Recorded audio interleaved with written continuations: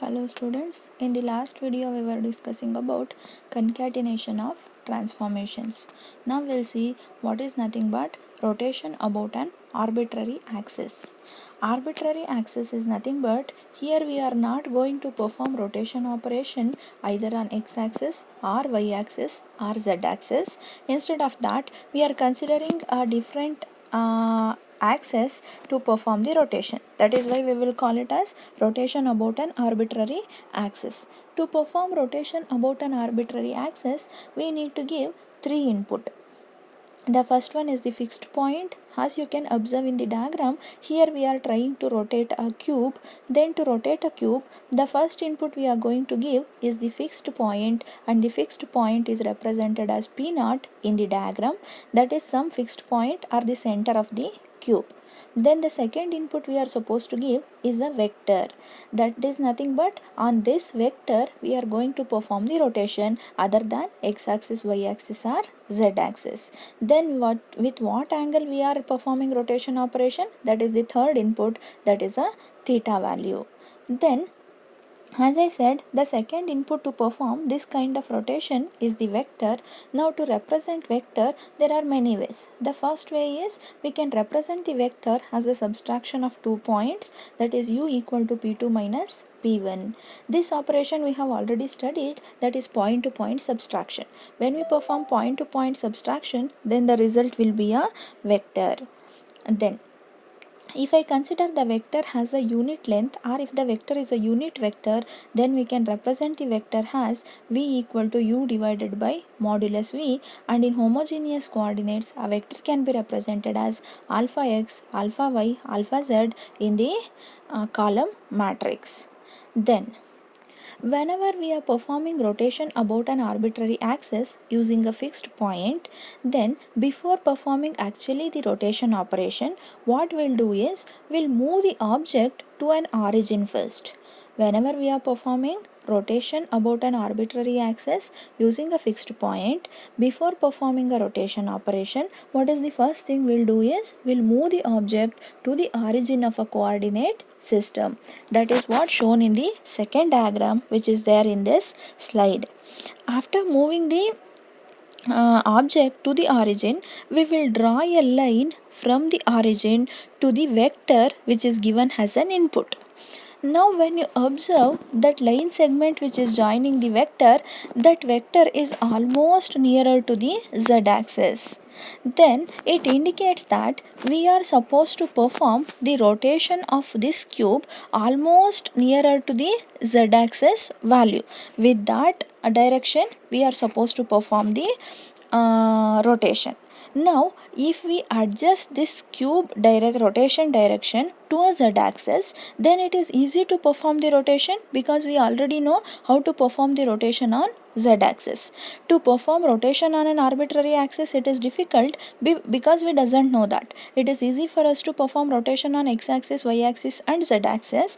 When I draw a line segment from origin to the given vector, it is looking like that vector is almost nearer to a z-axis. Now what we are supposed to do? We need to adjust our object to the z-axis, or we need to adjust that vector to a z-axis so that we can easily perform the rotation. To adjust our vector or object to a z-axis, first we need to perform the rotation of an object on x-axis and y-axis first. That is what shown in the diagram over here. Here there are four parts of a diagram. In the first part of the diagram, the object is actually moved to the origin. Then to adjust our object to the z-axis or to adjust the vector to the z-axis, first we are performing rotation both in x-axis and a y-axis. So the second part of a diagram is showing the object is rotated in x-axis with some angle theta x. Then in the third part of the diagram it is shown that the object is again rotated in y-axis with some angle theta y. And finally, whenever we perform rotation on x and y axis, now the object is adjusted to a z axis for rotation. Then at the later stage, we are performing rotation of an object in z axis with an angle theta z. Then Because to adjust our object to a z-axis, we have performed rotation of x-axis and rotation with respect to y-axis. But that is not the required operation we are supposed to do. To adjust our object to the z-axis, we have done those two operations. Now, once the object get adjusted and once we perform the necessary operation, the other two operations, that is rotation on x-axis and y-axis, need to be undone or it need to be reversed. So what are all the operations we are supposed to do now is that matrix will be represented as R. Now whenever there is a series of transformations which are done, then always the transformation need to be read from right to left. So what is the first transformation or rotation we have done? Rotation on x-axis with an angle theta x, then rotation on y-axis with an angle theta y. Then whenever the object get adjusted to a z-axis, we have performed rotation on z-axis with an angle theta. Now to adjust our object to a z-axis, we have performed rotation on x-axis and y-axis, but that is not our actual intention. So we need to undo the rotation of x-axis and y-axis. For that, we are again rotating the object in a y-axis with an angle minus theta y. So whatever the rotation we have done previously on y-axis with theta y will get undone or it is reversed. In the same way, we need to reverse the rotation of x-axis also, or we need to undo the rotation of x-axis also. For that, we are writing Rx of minus theta x. We have negated that angle and we have performed the rotation operation again to undo that rotation. Then I said to adjust the object to a z-axis, we need to perform the rotation on x-axis and y-axis. Then what is the angle of rotation for x-axis and y-axis? What is that theta x value and what is that theta y value? To consider that, we are assuming the vector v is a unit length vector, then we can write the corresponding scalar values as alpha x square plus alpha y square plus alpha z square will be equal to 1.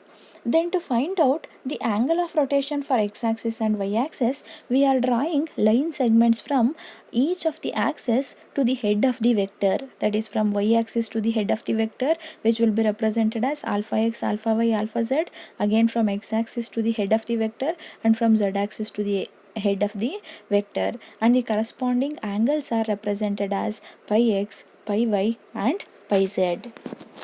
Then the corresponding direction cosines are given as cos pi x equal to alpha x, cos pi y equal to alpha y, cos pi z equal to alpha z. Then we can write the equation cos square pi x plus cos square pi y plus cos square pi z will be equal to 1. Now if we assume in this diagram that if the x-axis is considered as a wall, then shadow of the vector will fall on the x-axis. If we consider to find out the angle of rotation for x-axis and y-axis, here we are using an analogy that we are considering the x-axis as a wall, then the vector's shadow will fall on this x-axis. Compared to the length of the vector, the length of the shadow will get decreased. Then the amount of reduction in the length of the shadow will be given as d equal to square root of alpha y square plus alpha z square. Using this analysis, we can find the rotation matrix for x-axis and y-axis. They are given as rotation matrix for x-axis is 1 0 0 0 0 alpha z by d minus alpha y by d 0 0 alpha y by d alpha z by d 0 0 0 0 1. In the same way, the rotation matrix for y-axis is d0 minus alpha x 0 0 1 0 0 alpha x 0 d0 0 0 0 1. Now by using these matrices, we can perform the rotation on x-axis and y-axis. Using that, we can align our object to a z-axis to perform the desired rotation. Then what are all the operations we have performed over here? Starting from the right side, first we have moved our object from its position to an origin. Then we have performed rotation on x-axis. Then we have performed rotation on y-axis. When we perform these two operations, object will get aligned to a z-axis. Then we have performed rotation on z-axis. Now our intention is not to perform rotation in x and y-axis, so we need to undo those operations. For that, we are rotating in y-axis with an angle minus theta y. Again we are performing rotation on x-axis with an angle minus minus theta x. Once these operations are done, again we need to move the object from origin to its original position, that is represented as translation, that is t of p naught. Then what is nothing but transformation matrices in OpenGL? Always when we consider any application or graphic system, there will be a current transformation matrix which will be always available. That is a model view matrix.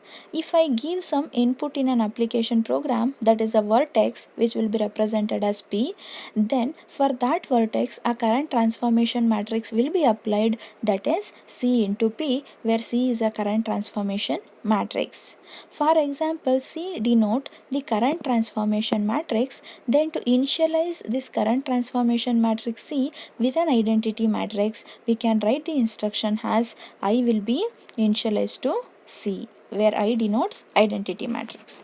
Then the functions that alter the value of C are of two forms.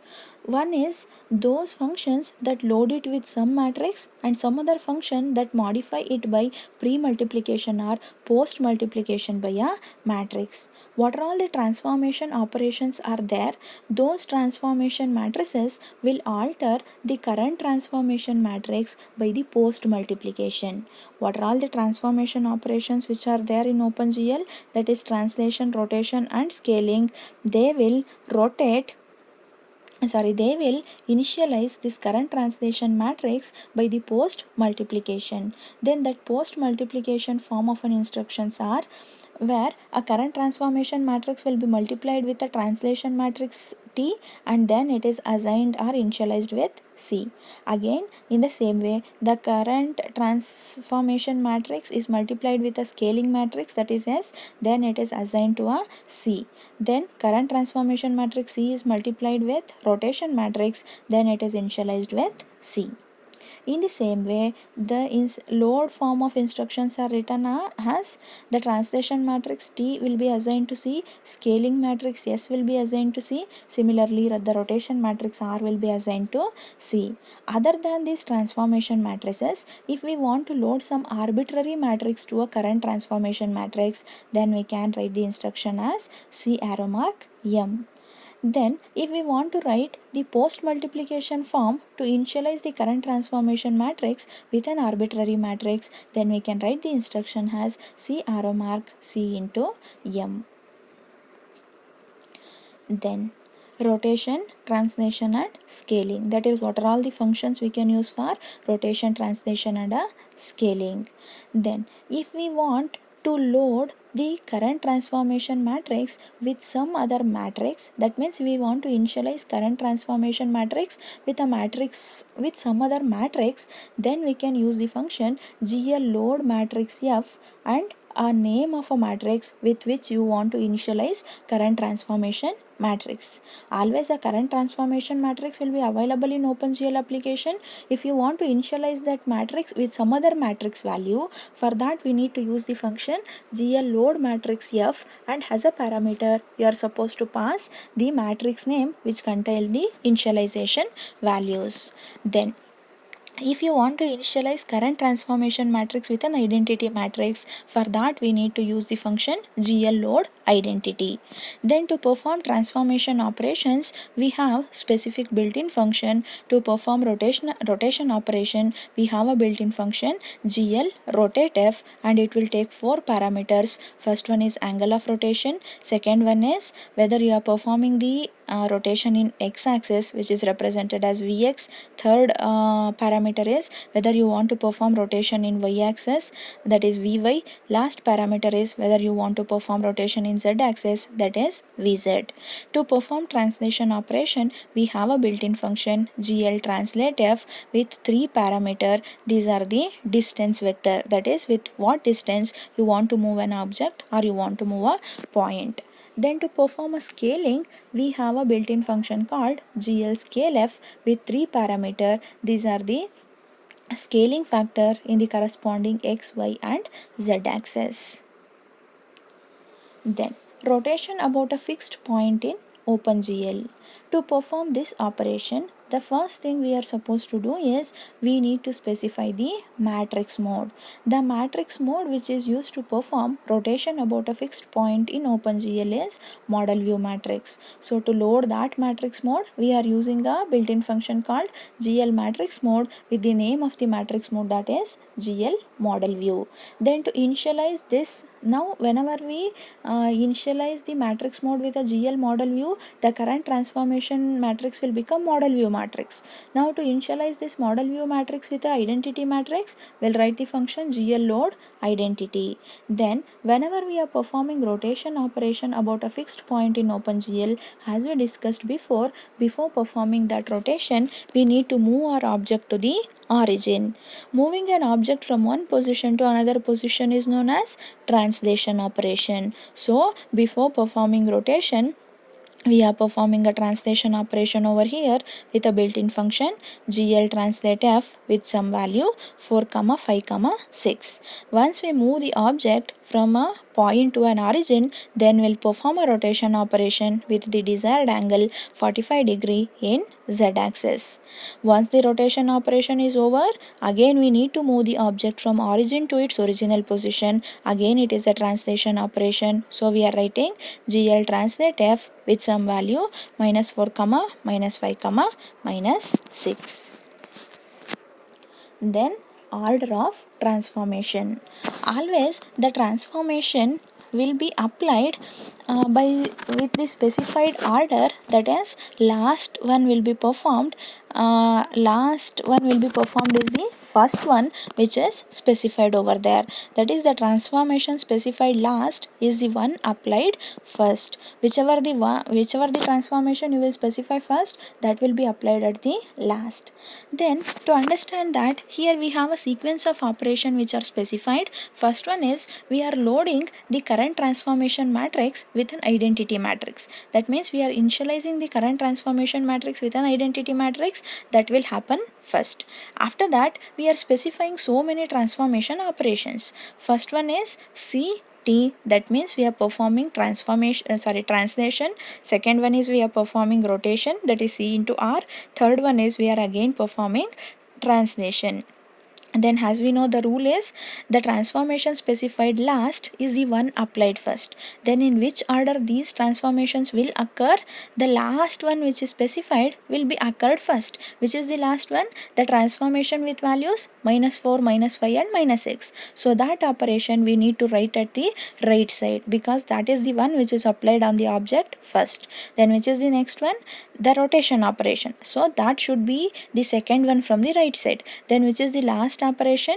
The translation operation with the value 4, 5, 6, that will be applied at the last, because that is specified first. So that need to be specified at the third position from the right side. So whenever there are sequence of transformation operations, the one which you have specified at the last will occur first, and the first transformation which is occurring first will be written at the right side in an instruction. This we have to keep in mind. Then spinning of a cube. To display a rotating cube, here we have a code snippets. That is, to display a rotating cube, here we are using 3 registration functions. One is glut display func, the other one is glut idle func, third one is glut mouse func. Now here we have given corresponding user defined function for all these registration functions. In a display function, we are going to display the cube on an output window. So the definition for a display function is, in the beginning, before displaying any object on an output screen, we are supposed to clear the buffer first. If we are drawing in 3-dimensional system, then we have to clear both color buffer and a depth buffer. Once we clear the buffer, we need to initialize current transformation matrix with a identity matrix. For that we have written an instruction GL load identity. Then before displaying the cube In a normal form, we are displaying the cube by rotating it with some angle. So we are rotating a cube with an angle theta of 0 in x-axis, and we are rotating a cube with an angle theta 1 in y-axis, and we are rotating a cube with an angle theta of 2 in z-axis. For all those three operations, we have written an instruction, that is GL rotate F. That is the built-in function which is available to perform rotation operation. Then in the same way, we are writing the definition of a mouse function. As we know, the whenever a mouse event get occurred, by default it will call the corresponding user defined function mouse, which will take 4 parameters by default: the button which has generated the event, the state of the button whenever an event get generated, and the position of the cursor when mouse event get generated. Then here we are using the mouse event to spin or rotate the object in all three direction. That is, whenever a user presses left button, then the axis selected is 0. Here axis is 0 means x-axis. So whenever user presses left button, the cube will start to rotate in x-axis. In the same way, whenever user presses the middle button, the corresponding axis is 1, that is nothing but y-axis. Whenever user presses middle button, the cube starts to rotate in y-axis. In the same way, whenever user presses right button, the corresponding axis is z-axis, that is axis equal to 2. The cube starts to rotate in z-axis. Then whenever user is not performing any of these actions, that means he is not pressing left button, middle button or right button of a mouse, then there is no event which is occurring on an output screen. That time the screen will be idle without any event. In such a case, we have registered a function called idle func with a user defined function spin cube.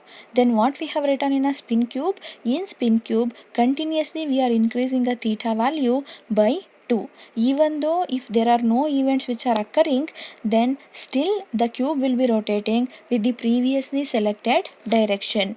If you have pressed left button and released, even though you have released a left button, the cube still starts to rotate in still continues to rotate in x-axis until and unless you press some other button. So for that, whenever the screen is idle, still the cube has to rotate in the previously selected direction. For that, in a spin cube function, we are continuously increasing the theta value by 2 degree. Whenever a theta value reaches 360, again we are making it as 0. Whenever a angle value changes, we need to display a cube with a different angle.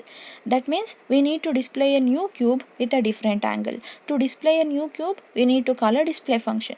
But we cannot call display function directly, so we are using an indirect approach, that is calling display function through glut post redisplay. In the same program, even if you want to use a keyboard event, you can also use that. The example over here is we are writing a user defined function void myKey. This is a keyboard event function.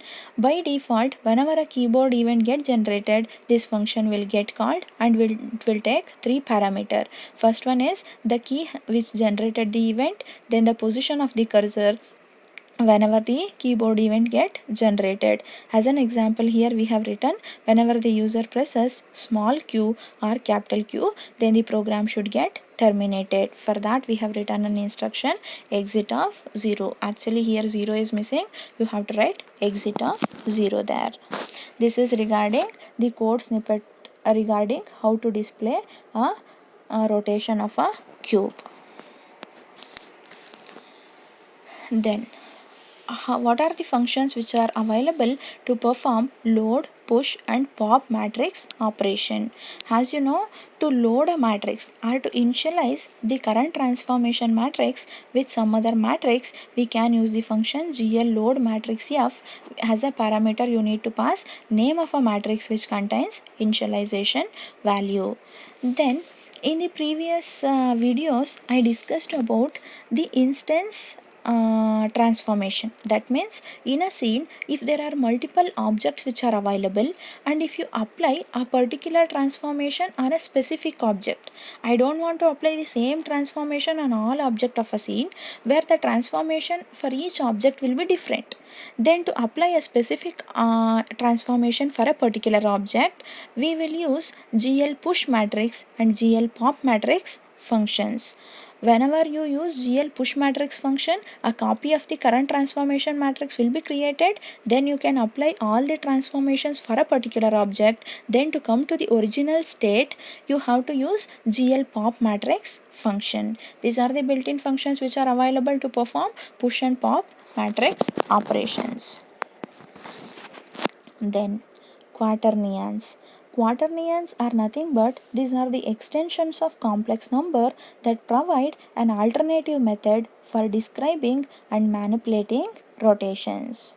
Then suppose I denote a pure imaginary number such that I square will be equal to -1. This is not I2, it is actually I square.